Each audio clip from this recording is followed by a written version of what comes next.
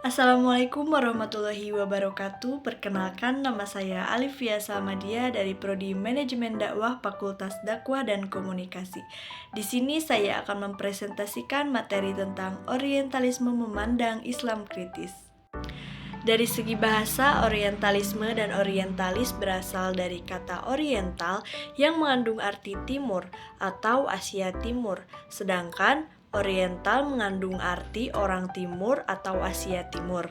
Sumber lain menyebutkan orientalisme berasal dari bahasa Prancis orient yang berarti timur atau bersifat timur, dan isme berarti paham ajaran cita-cita atau sikap. Orientalisme adalah orang yang mengetahui bahasa dan sastra timur. Sumber lain menyebutkan, orientalis adalah ilmuwan yang mendalami bahasa kesastraan, agama, sejarah, adat istiadat, dan ilmu dunia timur.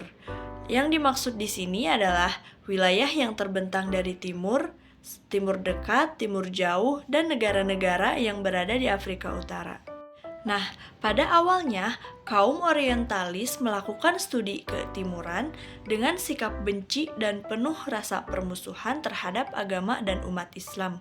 Hal ini dapat dimaklumi karena kaum orientalis pada masa kelahirannya terdiri dari pendeta-pendeta Yahudi dan Nasrani, lalu terpacu dengan berkorbannya perang salib. Masuk ke sejarah orientalisme, kaum orientalis memandang Islam dengan segala aspek, dengan pandangan bimbang dan sangsi mengenai kebenaran-kebenaran yang terkandung di dalamnya. Kaum orientalis dalam mempelajari soal-soal ketimuran menggunakan semboyan netral terhadap semua agama. Sama dalam pandangan mereka, tetapi dalam kenyataannya mereka memojokkan Islam.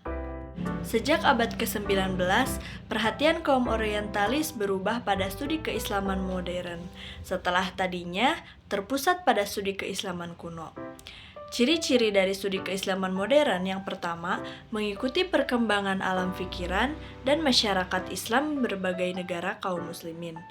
Yang kedua, mempunyai tujuan-tujuan tertentu yang perkembangannya sejalan dengan perkembangan politik, penjajahan, dan bertujuan westernisasi atau pemerataan kehidupan umat Islam.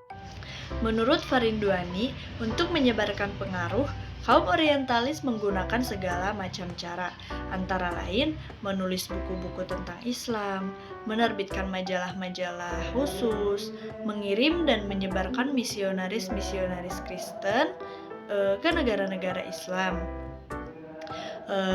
Selanjutnya, memberikan ceramah ilmiah di berbagai perguruan tinggi dan lembaga ilmiah di berbagai konferensi.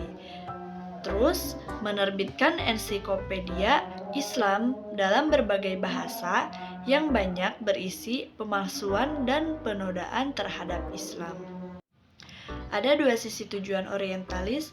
Yang pertama, tujuan sisi positif, yaitu tujuan dari ilmu pengetahuan dan tujuan perdagangan. Dan untuk yang sisi negatifnya, yaitu yang pertama agama, yang kedua politik, dan yang ketiga menghancurkan Islam. Kita tarik kesimpulan dari orientalisme tadi. Yang pertama, orientalisme merupakan suatu gerakan para ilmuwan barat yang meneliti dan membahas tentang dunia timur.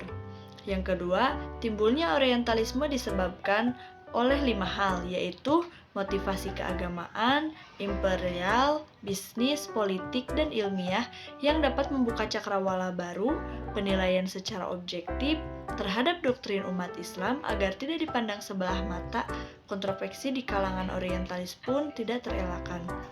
Dan yang ketiga, Islam memandang bahwa orientalis adalah sekelompok orang dari kaum Yahudi dan Nasrani yang aktivitasnya hanya menampakkan sikap dan sifat kebencian terhadap doktrin dari umat Islam sebagaimana yang telah dibuktikan oleh Allah Subhanahu wa taala dalam Al-Qur'an.